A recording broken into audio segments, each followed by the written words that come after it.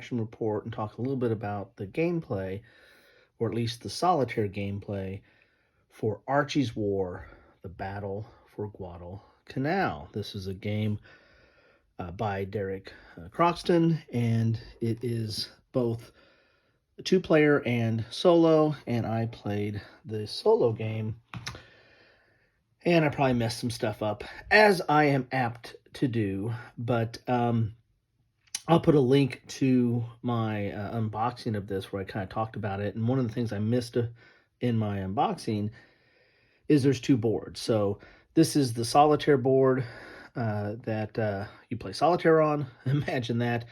And then on the flip side is the two-player board that you play on. And I didn't call that out in my unboxing, so sorry about that. But you can go back and look at my unboxing now with that knowledge and understand what's going on. The solitaire game plays a lot like the Solitaire in Guadalcanal. Solitaire, this was a book game from Worthington that came out a few months ago, and is part of their book game series, which are kind of a little bit like roll and writes, where you can mark in the book, or you can make copies of these and then like I do, and then mark them up as you wish, or you can put like some kind of plexiglass on there or something to play with it. But the actions and the events and the way the board plays out is straight from or the way this game plays out is straight from this book right here. Now there are some different alternatives in this book. This plays the solitaire game is basically the same setup every time. Now I haven't had a chance to play the two-player game yet, so can't really talk about that much, but there are other blocks that come into play for the two-player game. These special blocks come into play for the two-player game, and the map is different. It doesn't have like these holding boxes. It's more of a map and controlling certain locations, and the U.S. is trying to block off ports so the Japanese can't get reinforcements. So as for the solitaire game, this is kind of how I ended up. You have to last 18 turns. Was fortunate to do that, although I do recognize that as I was going through this, I messed up on a few things. One of the things I was messing up on was the Japanese reinforcements. If you don't pay close attention, the reinforcements come when there are not attacks in areas, like you roll an attack either in Point Cruz or Quali Point or Bloody Ridge, and if they don't attack, then the Japanese are going to get more reinforcements in. And I kind of messed that up at the beginning of the game, and then kind of started catching that up as the game went on, but was still kind of wonky. The other rule that you can mess up on is when the Japanese attack. They don't automatically attack. Like Bloody Ridge, they don't automatically attack. You have to roll to see if they attack. You have to roll to see if there are attacks in these areas, and it's a matter of rolling under the value that's in the area, not the value that you eventually add up. And there's these formulas here that are on the board. Like when you do an actual attack, you're going to get the strength points that are in your area, plus you roll on this bonsai table, which can give you up 0, 1, or 2, plus you get half of the reinforcements that are in there, and then you get any infiltrators that are in there. So that's kind of how the Japanese start adding up their attacks. The U.S. does not get to attack. They attack in the regular two-player game, but here they either raid or patrol, and a raid is basically just rolling on the damage table. So you're just going to be kind of at random if you're able to take stuff out on that table. And patrol is basically just trying to knock these guys down, so because they can start building up pretty quick, and they're an additive to the whole board. So you kind of have to manage that as well. As far as the American, the way the sequence of play goes is you'll pick an action, but you don't actually do the action yet. The Japanese go first, so then you roll for the Japanese action. and they're either going to attack or try to attack. If they don't attack, they get reinforcements, something that I messed up a little bit. And then after that takes place, well, and if you roll this event, then you're going to go down to these Japanese events that are down here, which include bombardment, naval victory, attrition, heavy artillery, failed raid, or attack. And one of the ways, there's really two ways that the Japanese win the game, is if they ever do an attack on one of these locations and there's nobody there, they break through to the airbase or Henderson Field, and they win the game. Another way too is if this track goes all the way down below zero, then I can't remember where that was at.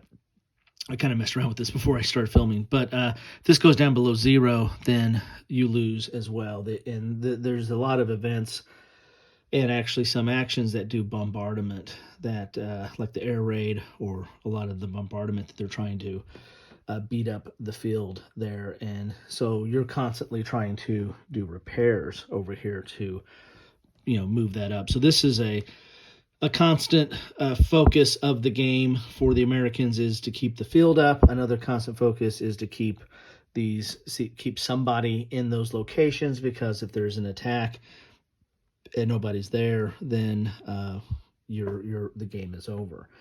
They do get a big benefit here with Vandergrift being at +2, because that adds everybody there. Plus the Americans also get the half the reserves that are there. So for most of the game, I kind of kept people here and used them as reserves, because Bloody Ridge was not really being attacked much. And that's one of the ones I messed up on. Well, in order for them to attack, is you take their strength value -2, and then you have to roll under that to basically get them to attack. And so that becomes kind of hard for them to do the attack. But I kind of messed that up during mid game, or beginning game into mid game a little bit. As for the American actions, you can never pick 2 in a row, except for repair. You can pick repair every turn if you want to do, but everything else you can't pick 2 of those in a row. And then if you want to do an event, you go down here, appeal to Navy for help, and then you roll to see which events you get. I was able to get CBs, which got me a cube there that shows that I now can repair instead of repairing the field on a 1 to 3, it's 1 to 4, and that helped out quite a bit, because there was quite a bit of tug of war on the airfield based on their bombardments and air raids and my repairing of the field. So there you have it. This is not complicated at all, other than you got to read all these boxes and figure that out. And of course, there's not that many boxes to read, so I don't know why I was missing some of that stuff. But it's not that complicated at all, and it has a good feel to it. I think I was able to win this one, but again, I think with some creative help of misreading some of the stuff, I think this would be has some toughness to it. I don't know if there's a way to ratchet it up or down. I don't know if it really needs it. As I said, I did fine, but that was with a kind of misplaying some of it. I need to play it some more and see how really tough this is as a solitaire. But it does feel a lot like the book here, although the book has some different variants that this one doesn't necessarily play out. So if you want to get some of this feel, you can go pick up the book, or you can pick up the game. The game does have the added benefit of having a 2-player element to it as well. In fact, let's dump this off here. And it's really not much of a block game as a solitaire game, because you got perfect knowledge there. But this is the way that the 2-player game board looks. And so you have these locations here where you're going to try. So if you're on this side, you'd be there, and they would be there, so you can't see what they have. That hence a little bit of fog of war with the blocks there. And you can see that the names are 2-sided. So Point Cruz here, and it's facing that way, so you can sit on either side and still see what you're doing here. So But yeah, this is the way the two-player works. And again, or this way the two-player board looks, I should say. You're going to bring in some of these extra blocks here that do different things, or like special actions and the like. So there you have it. That is Archie's War. That's the two-player side, which I have not played yet.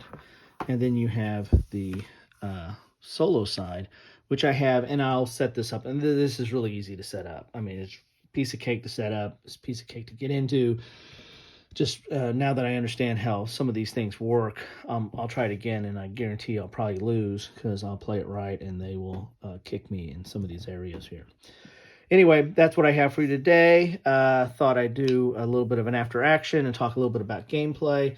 If this is interest you, take a look at it. I want to thank Grant Wiley for giving me the opportunity to take a look at this.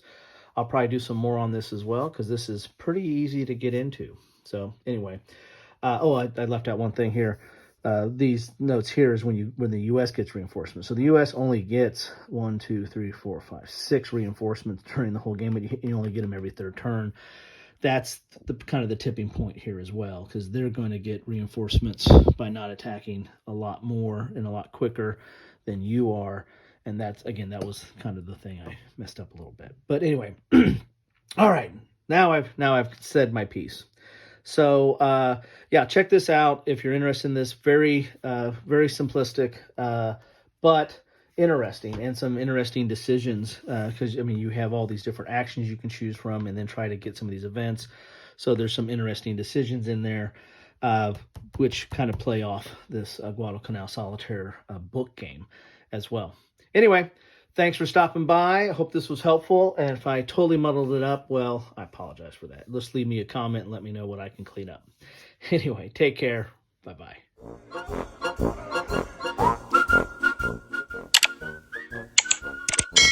Thanks for watching.